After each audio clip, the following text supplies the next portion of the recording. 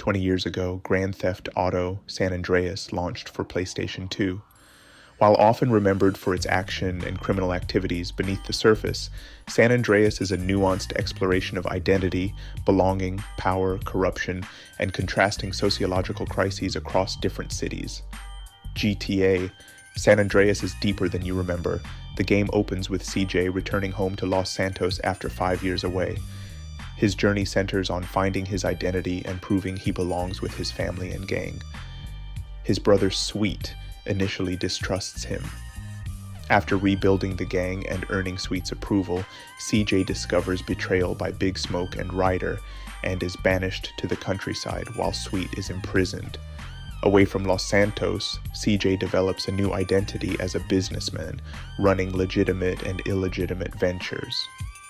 But when Sweet returns, he dismisses these achievements, pulling CJ back to Grove Street. Ultimately, CJ prioritizes family over business success, realizing his home isn't a place, but where his family is. That's where he belongs. The game's antagonists reveal how power corrupts. Big Smoke confesses he got caught up in the money and power while pursuing status at the cost of betraying lifelong friends. Officer Tenpenny represents institutional corruption, manipulating his authority for personal gain, reflecting the real-life Rampart scandal of the 1990s. His corruption has far-reaching consequences that destabilize entire communities, resulting in citywide riots after his acquittal, similar to the 1992 Los Angeles riots. Both villains have grandiose self-images. Big Smoke wants lasting fame while Tenpenny sees himself as a hero.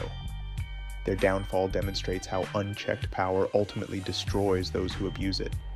Each region in San Andreas represents different socioeconomic realities of early 1990s America. Los Santos mirrors Los Angeles with gang violence, police corruption, and drug epidemics, reflected in missions about rebuilding gangs and dealing with corrupt cops. The countryside represents isolation and economic inequality, where CJ feels disconnected from his identity and family. San Fierro, based on San Francisco, represents urban development and gentrification. Here, CJ builds businesses and forms new partnerships, shifting focus from gang colors to entrepreneurship.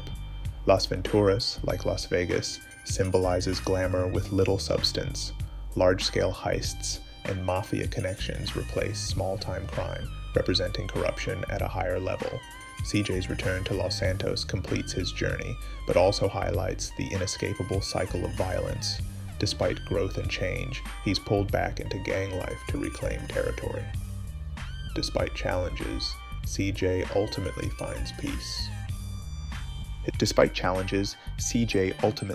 peace. His time away from Grove Street allowed him to discover different aspects of his identity, experiencing isolation, inspiration, and success. When he returns, he's empowered to face those who've harmed his family. After defeating Big Smoke and Tenpenny, CJ finally has everything he needs: money, power, experiences, and most importantly, his family. For once, he can simply take it easy and live in the moment. San Andreas isn't just a game about stealing cars and shooting rivals. It's a thoughtful exploration of finding yourself, the corrupting nature of power, and the sociological complexities of different American communities during a pivotal era.